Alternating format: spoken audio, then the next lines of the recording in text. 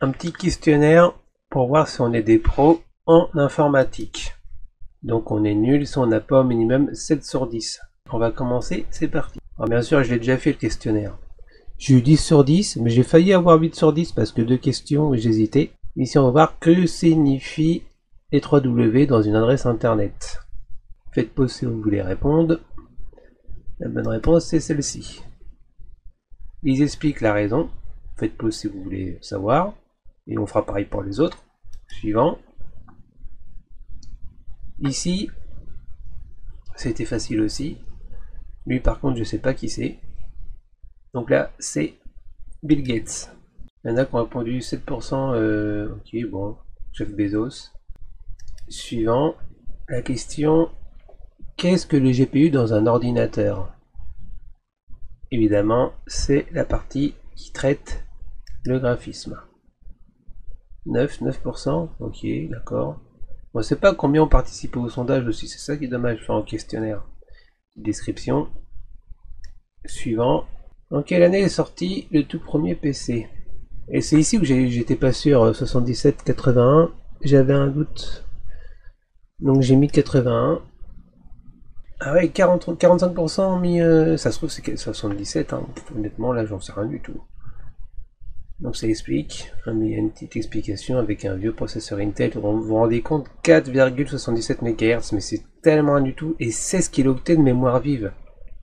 C'est fou, mais maintenant, c'est tellement plus, maintenant on en est à 32 Go, enfin 16 Go, 32 Go assez facilement. Enfin je dis assez facilement, j'en suis toujours moi qu'à 16 Go sur un PC et sur l'autre 8 Go. Et sur d'autres j'en suis à 1,5 Go et sur un autre encore j'en suis à 1 Go. Suivant. 1 gigaoctet correspond à, donc ici on a différents choix, faites pause si vous voulez savoir, bon là c'est tellement sûr que ça peut pas être ça, même si on n'y connaît rien, avec un peu de logique on se rend bien compte que ça va pas. La bonne réponse c'est ici. Donc ça fait toujours une petite explication. Suivant. Laquelle de ces sociétés ne fabrique pas de processeurs? Asus, AMD, Intel, Qualcomm. C'est Asus, eux c'est plus les ordinateurs. Ah, il y en a qui ont 14% qui ont mis Qualcomm, ouais, ok. Suivant. Là, j'ai eu un petit doute entre les deux ici. Et la bonne réponse, c'est... Que signifie l'acronyme USB? Cette réponse-là. Donc, crayon 96 pour harmoniser. Maintenant, c'est USB-C. Suivant.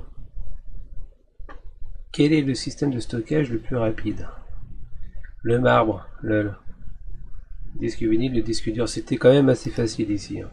Que signifie l'acronyme CPU? Core Processing Unit, Central Post Unit, Central Processing Unit ou Caporal Panama Urgency. Ils se marrent bien ceux qui font les questionnaires, tiens. Alors bien sûr c'est celui-ci. Suivant. Quelle est la toute dernière version de Windows? Windows fenêtre, lol. Windows 11 bien sûr. Ils sont sérieux, je pense qu'il y en a qui répondent pour rigoler. Hein. Alors bravo, vous êtes un nerf de l'informatique. Si vous avez au moins 7 bonnes réponses.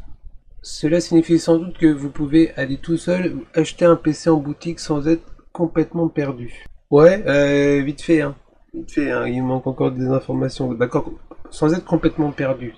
Oui, mais bon, on sera quand même pas forcément, on fera pas forcément le meilleur choix parce qu'il y a encore plein d'autres critères à prendre en compte. Donc le questionnaire un peu bidon parce qu'il y a plein de réponses, on peut répondre à côté, c'est pas pour ça que on est nul. Il y a beaucoup de réponses, c'est plus de la culture informatique, vraiment être un bon informatique. Hein.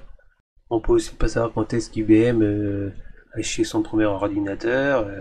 Donc j'ai trouvé ça sympa de me dire tiens on va le faire en vidéo, on va le faire ensemble ce petit questionnaire. Je me demande, dites-moi dans les commentaires combien vous avez vu, je serais curieux de voir ça. Et de ce que vous pensez de ce genre de questionnaire, si vraiment c'est pertinent ou pas. Ah je sais mieux pourquoi je sais pas qui c'est quelqu'un qui fait une émission de télé et depuis le temps je regarde plus la télé. Je peux pas le savoir forcément. Bon ça me rassure en tout cas qu'il soit pas dans l'informatique parce que je me disais zut alors, j'ai loupé ce gars-là. Mais bon, j'avais bien vu au bout d'un moment dans leur questionnaire, la dernière question, enfin la dernière réponse était toujours un peu farfelue. Voyons voir les commentaires là, ici, ça confirme un peu comme ce que je disais. Hein.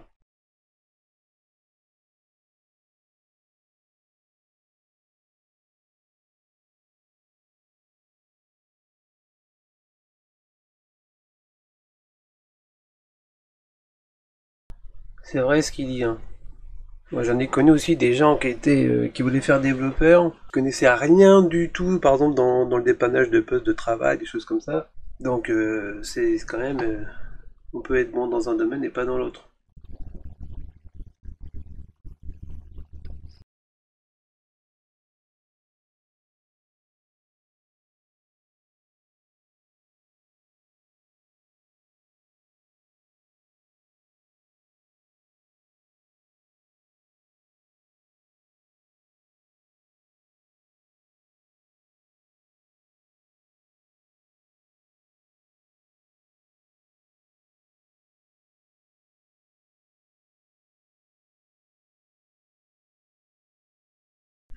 Ouais, c'est pas évident. Après, c'est de la culture informatique, hein.